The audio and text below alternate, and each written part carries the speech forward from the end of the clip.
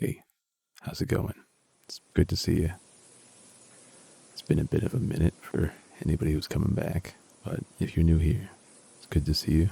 Glad you found your way here safely. So, for anybody who doesn't know what we do here, the focus of this channel is in your time spent scrolling or browsing feeds. Every so often, you get a little bit of burnout. Maybe just want somewhere to relax, sit down, take a break, maybe sit by the fire.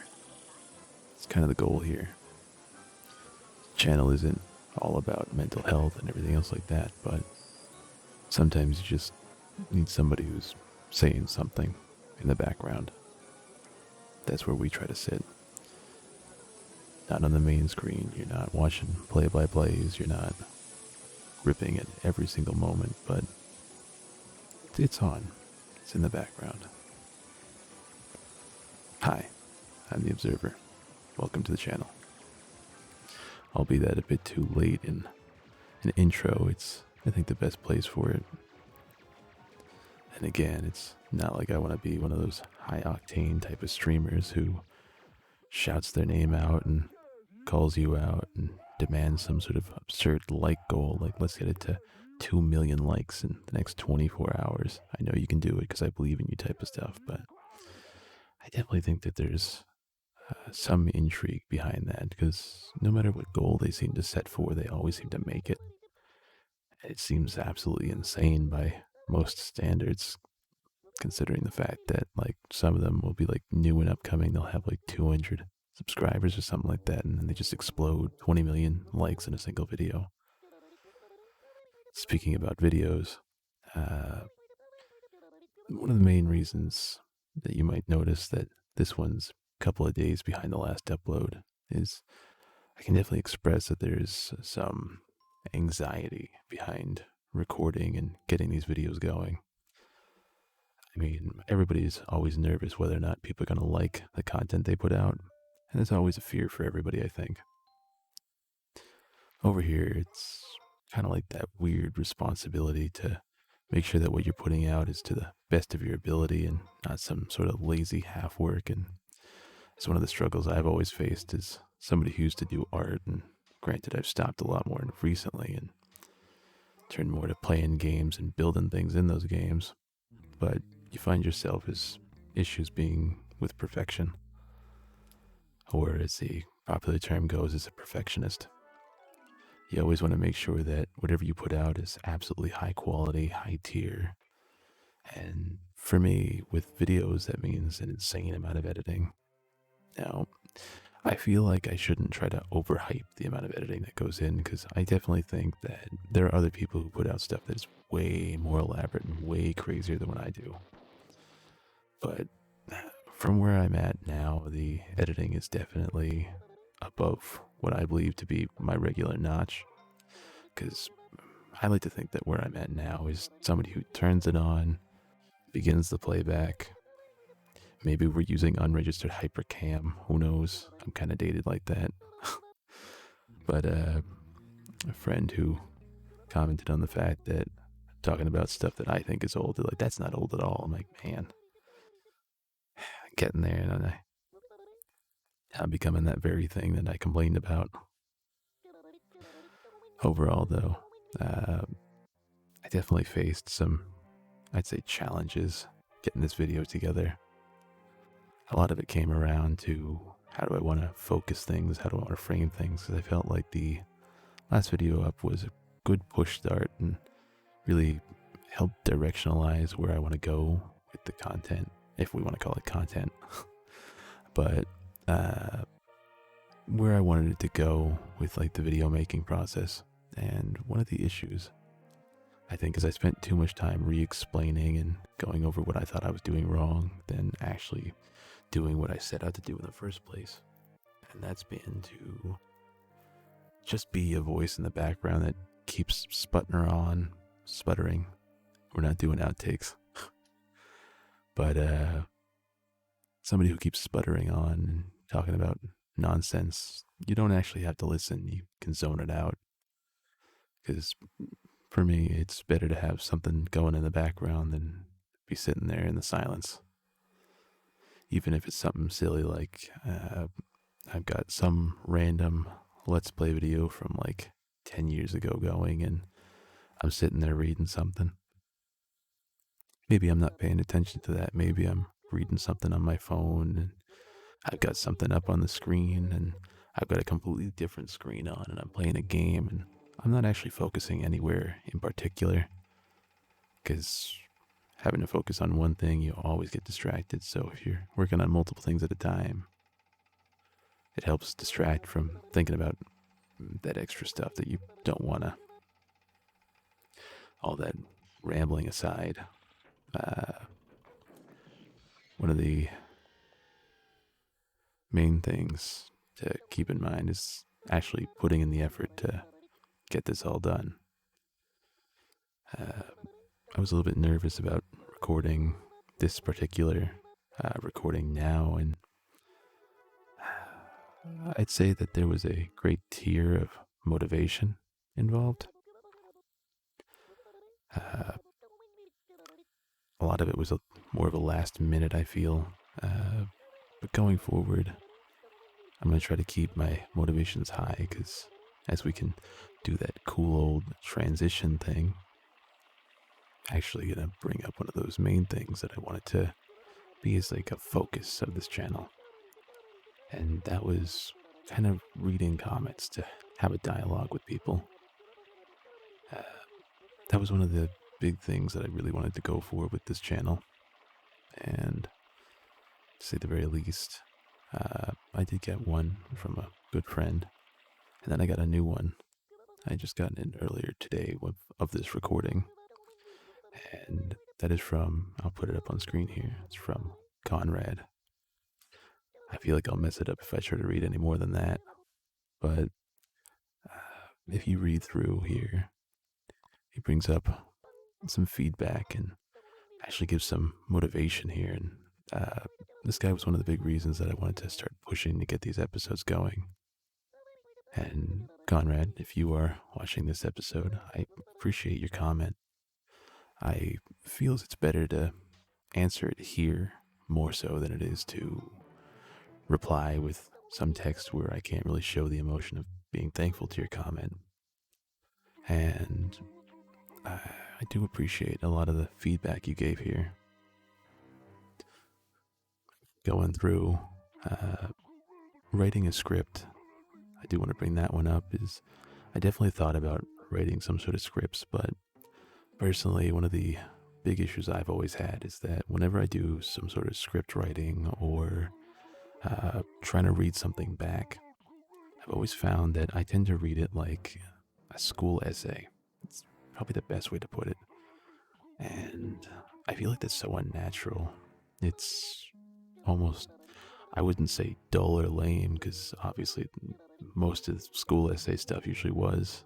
I mean, I can still remember going back at some points, had some decent ones where you could put a lot of effort in, but at the end, you'd still kind of be factory with it.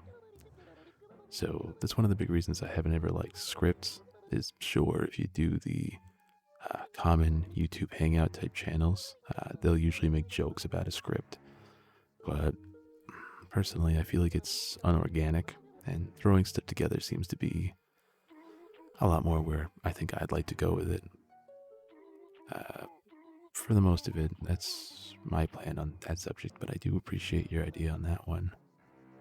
In terms of citing factoids, I don't think I've actually heard that phrase, at least maybe not for a minute or two. I feel like it's new to me.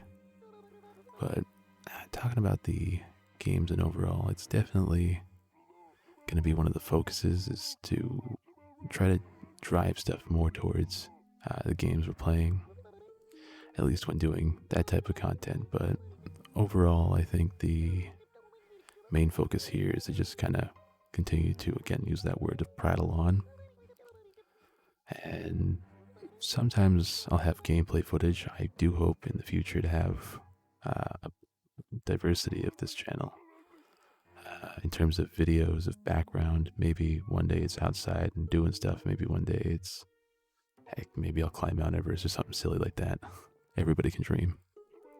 But the main focus is just the dialogue aspect. I definitely think that in terms of factoids, it's something I want to see if I can't try to dig up a bit, because I feel like as much as I appreciate the games that I play and I hold them in that nostalgic standpoint, almost, I'd say more like the video essays that you find with major channels like the Act Man, heavy duty production, where they focus in on like tiny little details and other things like that to give you video essays, are really interesting because they definitely uncover a lot more about the games that they're playing than anything that I'm doing now. And I think I'd like to give that a go. I don't know if I'll get much of it in this video, but hopefully going forward I can dig around for some of those weird facts, get some stuff together.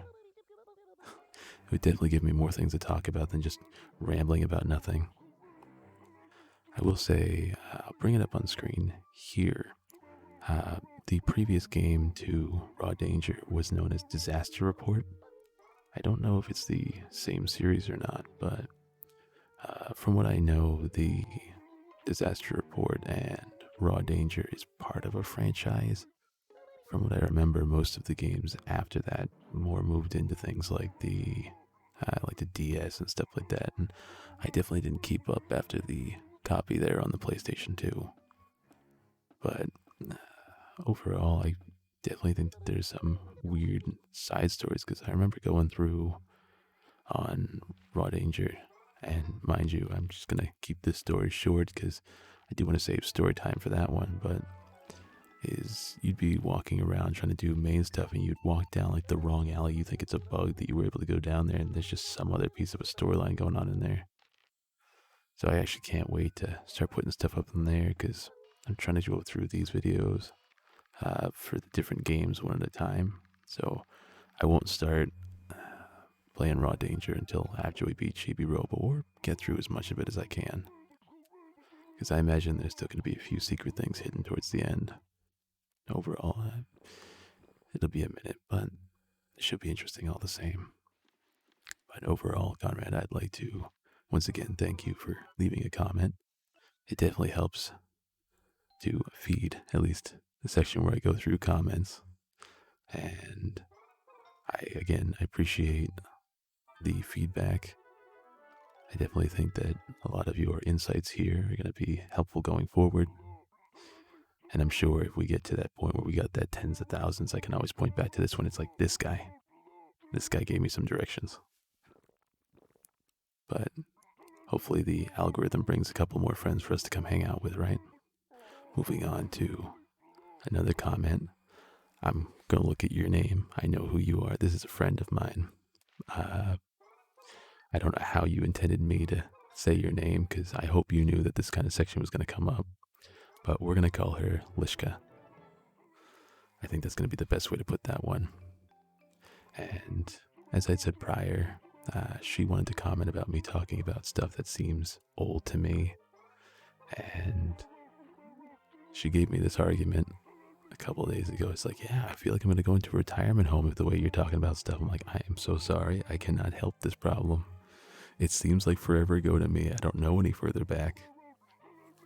And that's one of the things that we always find ourselves talking about, is just older stuff. It's definitely a different subject, because obviously there's a age gap, but I find that a lot of the mentality that I've got is somewhere stuck in that 1990s era. And a lot of the tech from then, between tech and culture, a lot of that stuff was really cool.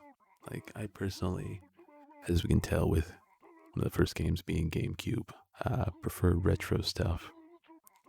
And so, obviously, my taste and stuff is a little bit older. Personally, a way that I like to go about at least some of my hobbies is I'm a big in for gaming and stuff like that. And a lot of this hobby, let's definitely use that word. I like that better than anything else.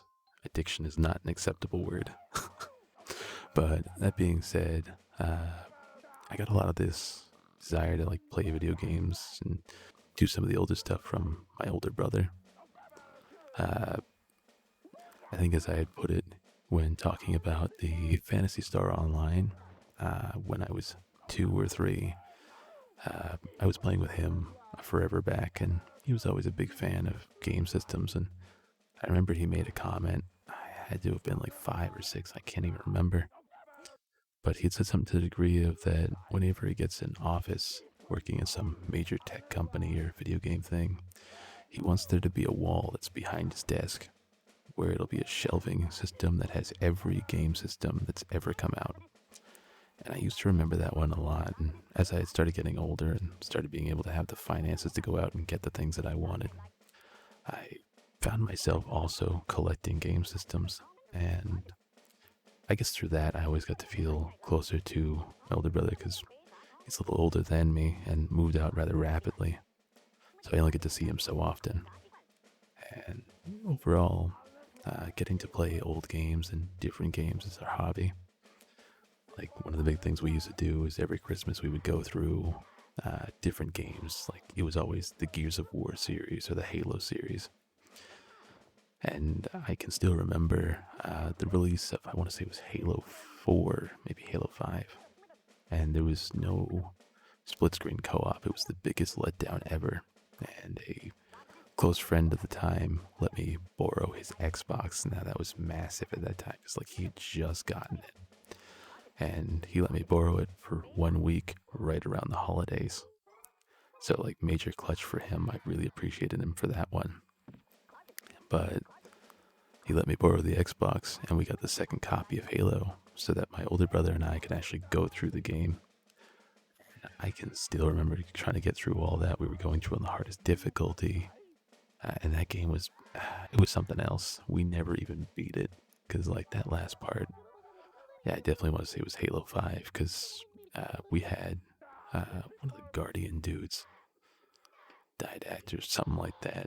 He came up and it was this 3-way battle arena, and the whole area was circular, so there was never anywhere to hide, and everything was insta killing. And man, that was a time trying to get through that, especially with the limited like week stay duration. But overall, it was always a big hobby to just go through and collect the old stuff and then play games with the brother.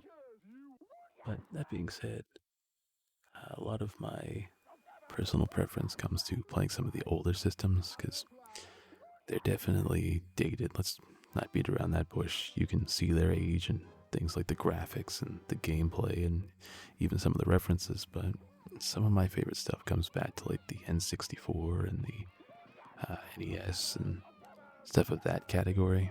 The SNES, I have a big. The SNES, I've got a big preference towards because when I used to take the summer trips with the family down to my grandmother's house, she actually had an SNES that she had exclusively for when the kids came by. And when she ended up moving out of her last house into a retirement home, she gifted me that system. And so I know that there's a lot of culture behind that particular piece and how like it went through, like everybody used that thing, and like my goodness, it does not work hardly ever. But when it does, some of the favorite games to play from that was like an old title known, I'll put it up here, is Goof Troop. The game was absolutely nutty. Uh, and it was like the spawn of that desire to play those couch co-op type of titles.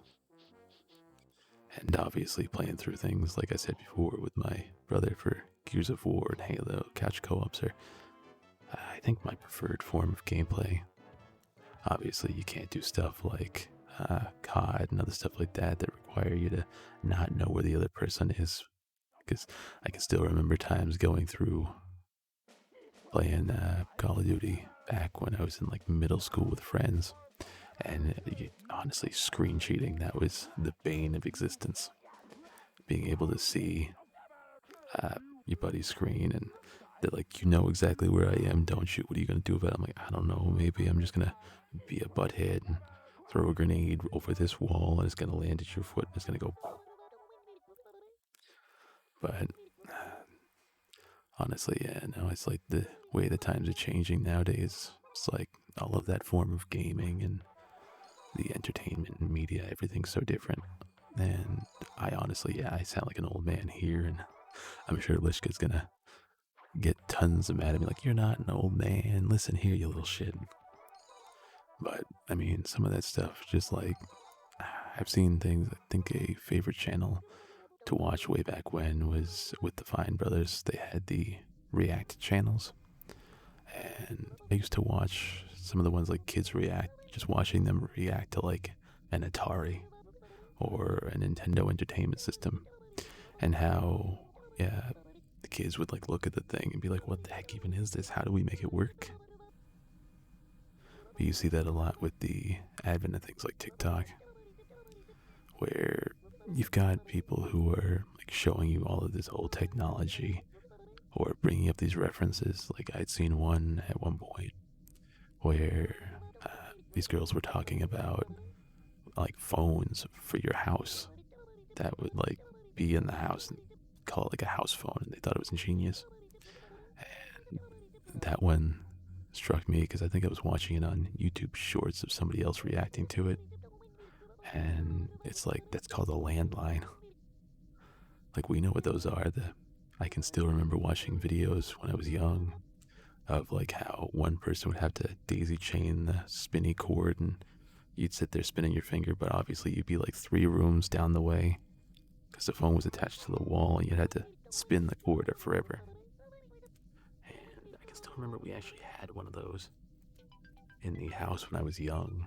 Obviously, the advent of cell phones pushed for the house phones to be a little more wireless, and I can still remember some of the old versions, but it wasn't the same as having a phone that was attached to the wall with a cord.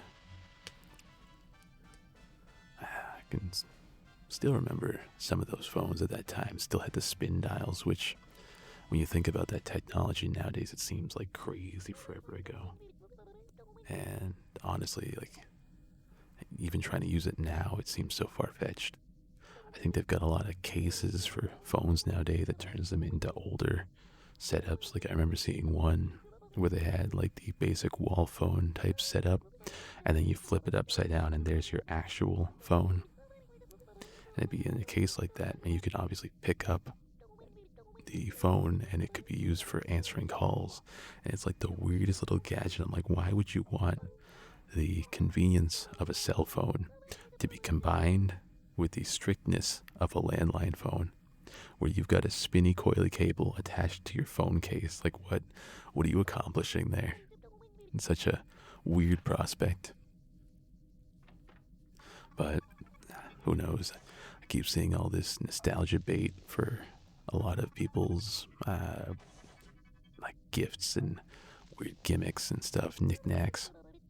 You go into stores like, if you have them where you are, things like FYE or Newberry Comics, and it's all these like weird little gag gifts. Like, hey, do you want a toaster that's actually a cell phone case? It's like, that's such a cool idea, but what happens when somebody tries to put their toast in it? It does nothing. But I mean, gag gifts are something else entirely. I think my favorite gag gift type of thing is the world's smallest stuff. Because I won't keep this a secret, because I'm sure you'll be able to tell when we start doing some of the live videos, is I am a large individual structurally, very tall. And it's always super amusing when I see people's reaction when I come and I like go into a pocket and I pull out a Monopoly set that is the size of like 2 Tic Tac cases together. And they're like, why do you have that? I'm like, because I like suffering in small packages. So here I am, opening up the tiny little bags looking like some sort of gigantic monolithic monster. Being like, we're going to play Monopoly with pieces you can't even hold. And it's always been like a funny little piece. Some of the more recent stuff to pick up, like the world's tiniest Dustbusters or world's tiniest Magic cards. Oh, that's an absolute fun one. This Magic the Gathering cards that are, I can't even like, they're the size of the key on your keyboard. Assuming you got a what would even be a normal size keyboard anymore? I keep seeing ones that keep getting them smaller and smaller, and the advent like the Raspberry Pi computers. I guess the best way to put it is the old computers from back when Windows 98 was a thing. That size keyboard. So about the size of like 2 keys on that was the size of a Magic card. It's just having stuff that is like absolutely tiny. And I'm thinking of games that are like way too small. I ended up getting a chess set. It was one of those old, like, here's a plate, it's made out of metal, all your pieces are magnetic. And it was like inside of a CD case, which, crazy to think about a CD case being used as a chess set, but you know, times are getting smaller. But I had taken the set onto a plane, and I had like this goal of convincing somebody to play a game of chess with me. I didn't know who they were. I didn't know what it was going to be like the second I sat down, but I was going to convince somebody to do it. And so I remember I was on the plane. I'm getting a feel for my surroundings. I'm trying to make small talk dialogue with anybody who's nearby. And this old gent, I don't remember exactly his age, but he was like right in that range of he plays golf for a living. Probably not professionally, but overall, I remember I got into a really good dialogue. I talked with him for a while, and then I pulled up the chess set, and I'm like, hey, would you like to play a game? And he took interest, so we started playing this game of chess. And actually, now thinking about it, I don't think it was magnetic, because we ended up losing a piece towards the end of the game during cleanup. So it's like, yeah, I am like however many thousands of feet up in the air playing chess with somebody random, and the set is not magnetic. But it was an entertaining time, because here I am. He's like, I haven't played this game in like 30 years. And I'm like, oh man, that means I might actually have a chance here. No, I did not have a chance. I need you to understand. The guy used to be a master. That game was fucking horrific. I started out strong. I thought, let's move the pawn in front of the king and then advance the bishop and the queen, and let's do one of those standard street. No, he saw through that from so far away. That game was one-sided and over the second I moved my first piece. So I mean, by all rights, I played chess at, let's just use 20,000 feet up in the air. And I lost horrifically to an ex-master who was just on a trip to go play golf. So I mean, by all means, that is still a good story altogether, but it was definitely a horrific loss. But it's always thinking about it, I completely went way off course. Where did I even start this? I think this started talking about, let's just comment about old stuff, and here we are talking about me losing a game of chess on a plane.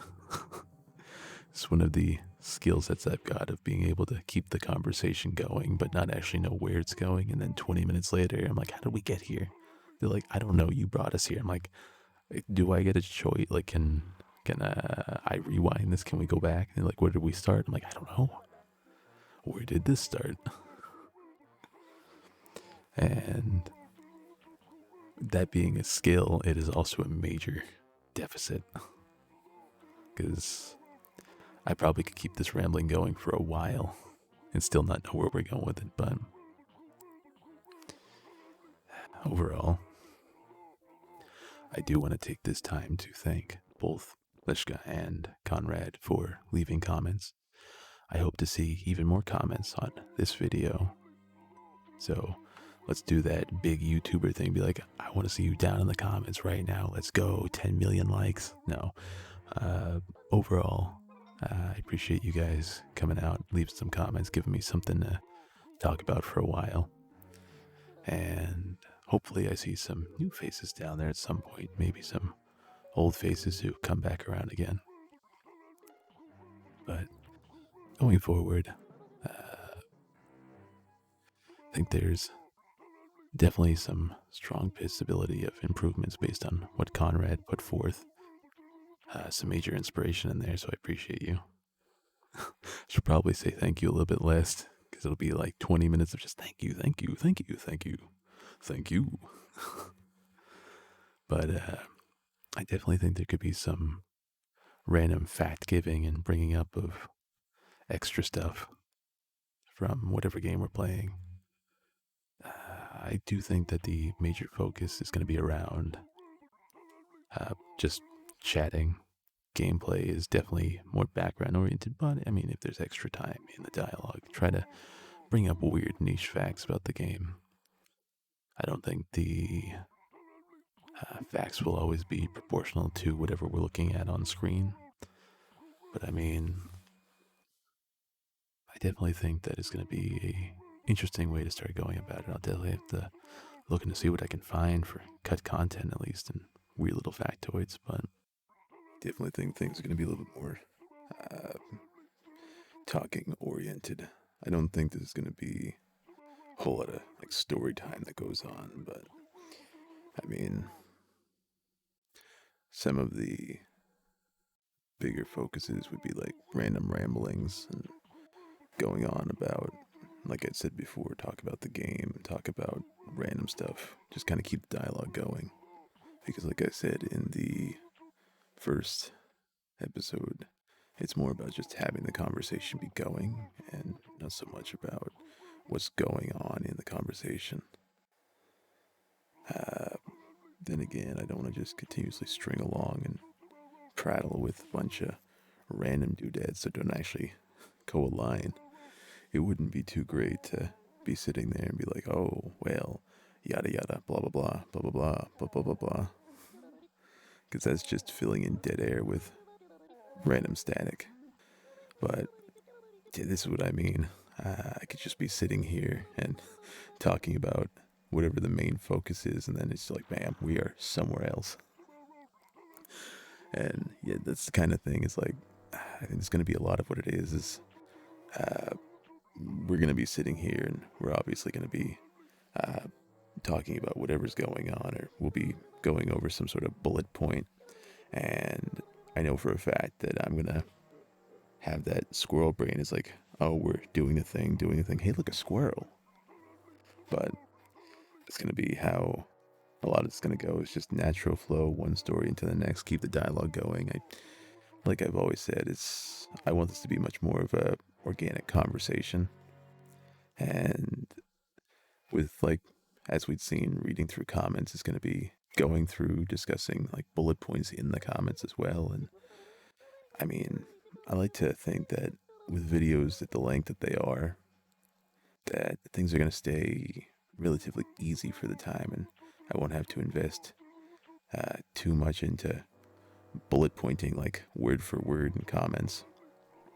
But I, I've seen people who do comment sections or like reading the comments on bigger videos, and like you always have to end up picking like a handful of them, and I don't know that I'll ever get big enough that that becomes an issue. And I say that now as like a foreshadowing, sure, but I mean, going forward, I don't know how I'll handle that in the future. I feel like if I ever get big enough that it becomes a problem, I'm going to have to put it to a poll or something. Because, like, how do you even go about that? Like, a top 10 or what is the highest rated questions? And overall, I mean, that's just going to be the thing is that when we actually get to a point where we have enough comments to read like that, it's going to be, it'll be something else though. Checking my timings, it looks like we are about at the end of our. I guess this would be a session, wouldn't it? Man, I sound like a therapist out here. That's great. But I hope the conversation this time is a little bit more fluid and less structured as the first one definitely probably was. So, hopefully, you guys got to enjoy this. The style should be developing and evolving, I'd say, as time goes on. And I hope you guys can give me some feedback. I'd love to see you in the comments again. Lishka and Conrad. Hope to see both of you and maybe some new faces while we're at it. If you made it this far, I appreciate you staying around for a minute. And hope to see you in the comment. If you enjoyed this, feel free to leave a like. It's a small gesture from you, big one to me. And if you want to stick around for this type of content again, please feel free to subscribe. I don't know how rapidly we're going to get these videos out, but I definitely want to keep going with this. Is definitely a little bit more interesting. So, until next time, I'll catch you guys.